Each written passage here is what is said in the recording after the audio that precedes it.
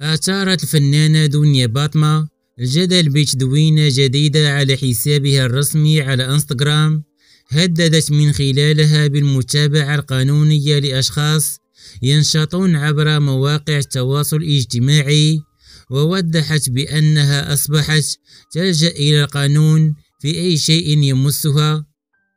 وجاء في رسالة باطمة: كلامي موجه ولآخر مرة لواحد الفئة ديما كنقول لهم راكم كتدخلوا في طريق الغلط مع الشخص غلط وما كتيقونيش في أداسرة، ولكن سخونية الراس ديما كترجع بالبرودة.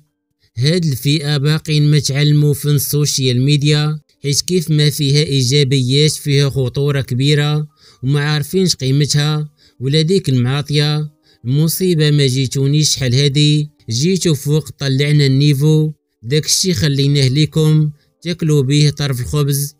والقانون ثم القانون هو باش كنرد على أي متطفل أو مريضة بغات تبان على ظهري، والقانون لا يحمي المغفلين. وكل من تخول له نفسه يدير فيها واعر في السوشيال ميديا، نتمنى يدير فيها واعر تم يستدعيه الشرطة وشكرا.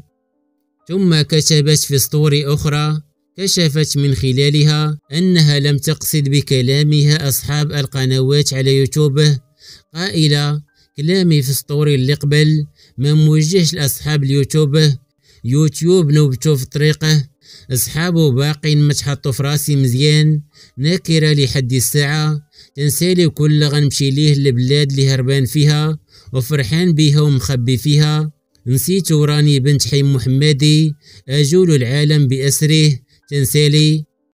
يذكر أن ستوري باطمة قد أثار فضول كثيرين على وسائل التواصل الاجتماعي، وفتح الباب أمام مصارعين للتفاهة التي لم تستثني هشام اللولي الذي كانت قد هددته سابقا بالمتابعة القضائية عقب تقاسمه لشريط فيديو جمعهما مع بعضه خلال إحيائها لإحدى الحفلات.